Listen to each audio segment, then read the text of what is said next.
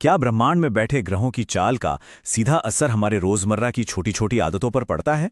सुनने में थोड़ा अजीब लग सकता है ना? लेकिन आज नाड़ी ज्योतिष के ठीक इसी पहलू को समझने की कोशिश करेंगे, जो अंतरिक्ष की हलचल और हमारी आम दिनचर्या के बीच के गहरे कनेक्शन को सामने लाता है। तो चलिए सीधे इस विषय की गहराई में चलते हैं। ये वाकई सोचने वाली बात है। क्या अचानक से जंक फूड खाने की बहुत ज्यादा इच्छा होना या फिर फ्रिज से निकालकर कोई पुराना जैम खाने का मन करना किसी ग्रह की स्थिति बदलने के कारण हो सकता है? मतलब भोजन का जो चुनाव पूरी तरह से हमारी अपनी मर्जी लगता है, क्या वो असल में अंतरिक्ष में ग्रहों की चाल से कंट्रोल हो रहा है? इस चर्चा को आगे बढ़ाने के लिए मुख्य रूप से 4 बिंदुओं पर नजर डालेंगे। पहला, ग्रहों के गोचर। दूसरा, दैनिक जीवन में मिलने वाले संकेत। तीसरा, विशेष ग्रह संयोजन। और चौथा, एक ज्योतिषी की असल जिम्मेदारी क्या होती है। यह सफर कुछ दिलचस्प भविष्यवाणियों से शुरू होकर एक बहुत ही गंभीर और नैतिक वास्तविकता तक जाएगा। तो शुरुआत करते हैं हमारे पहले भाग से, ग्रहों के गोचर। नाड़ी ज्योतिष में एक बहुत ही अहम कॉन्सेप्ट है। जब कोई ग्रह एक राशि से निकलकर दूसरी राशि में प्रवेश करता है, जिसे गोचर कहा जाता है, तो ऐसा माना जाता है कि वह पृथ्वी पर किसी बहुत ही विशेष घटना का ट्रिगर बन जाता है। इसे स्रोत सामग्री में दिए गए एक बेहतरीन उदाहरण से समझते हैं। मान लीजिए, जब चंद्रमा वृश्चिक राशि से निकलकर धनु राशि में प्रवेश करता है और वह बृहस्पति के त्रिकोण में आ जाता है, तो जीवन में कुछ बहुत ही सटीक, एकदम पिन पॉइंट घटनाएं होने लगती हैं। और ये ट्रिगर्स कितने ज्यादा स्पेसिफिक यानी विशिष्ट हो सकते हैं, ये जानकर सच में हैरानी होती है। जब चंद्रमा और बृहस्पति का ऐसा संयोजन बनता है, तो किसी को अचानक जंक फूड खाने की तलब लग सकती है, या वो सीधे फ्रिज के पास जाकर कोई पुराना रखा हुआ जैम निकालकर खाने लगता है।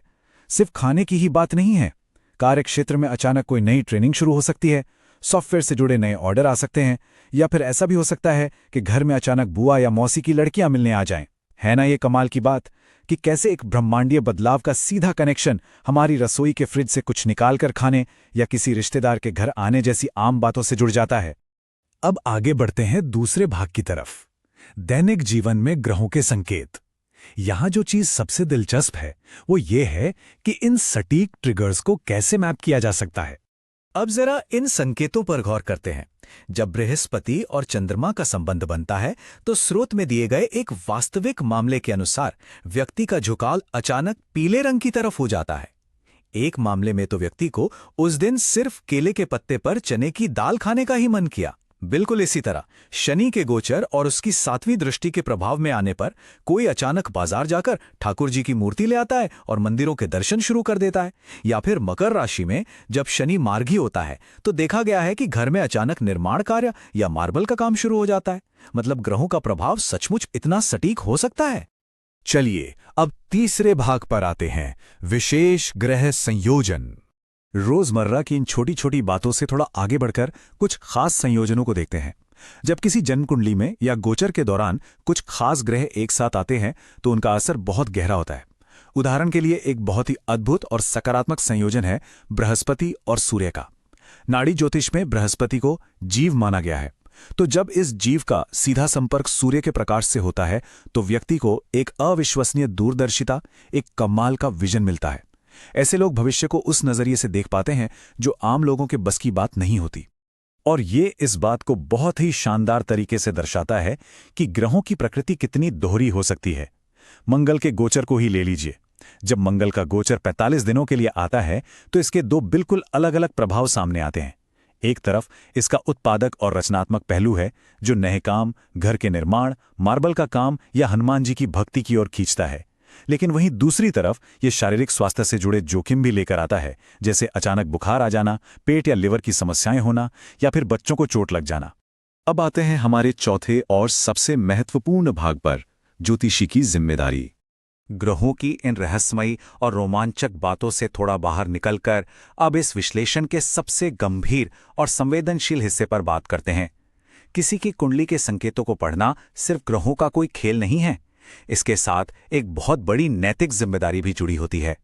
अक्सर एक ज्योतिषी चार्ट में जीवन की बहुत ही कठोर वास्तविकताओं को साफ साफ देख सकता है। मान लीजिए किसी कुंडली में 2 शादियों का योग है, जो सीधे तौर पर पहली शादी टूटने का संकेत देता है। या फिर बुध चंद्रमा या मंगल चंद्रमा जैसे संयोजन बन रहे हैं जो रिश्तों में अलगाव और एक दूसरे पर इल्जाम लगाने की परिस्थितियां पैदा करते हैं। अब ज्योतिषी को तो ये बातें साफ दिखाई दे रही हैं, लेकिन असली चुनौती ये होती है कि किसी का दुख देखकर, भावनाओं में बहकर उसे गलत दिलासा देने से कैसे बचा जाए। यहीं पर एक बहुत ही गहरा विचार सामने आता है। अगर किसी को सिरदर्द की दवा दी जाए और वो आधे लोगों पर असर करे लेकिन बाकी आधे पर नहीं, तो वो सही दवा नहीं है। ये बात एक ज्योतिषी और उसके द्वारा बताए गए उपायों के लिए एकदम सटीक बैठती है। ये महज कोई भविष्यवाणी करने या चमत्कारिक उपाय बता देने का काम नहीं है। अगर कोई उपाय सब पर समान रूप से असर नहीं करता तो उसका कोई वास्तविक अर्थ नहीं रह जाता। ज्योतिष की सीमाओं और उसकी असली सच्चाई को स्वीकार करना बहुत जरूरी है। तो फिर एक ज्योतिषी का सही मार्गदर्शन कैसा होना चाहिए? इसके लिए एक स्पष्ट नैतिक ढांचा है। पहला कदम, कुंडली को हमेशा पूरी तरह से तटस्थ और ऑब्जेक्टिव तरीके से पढ़ना चाहिए, अपनी भावनाओं को बीच में ना लाए बिना।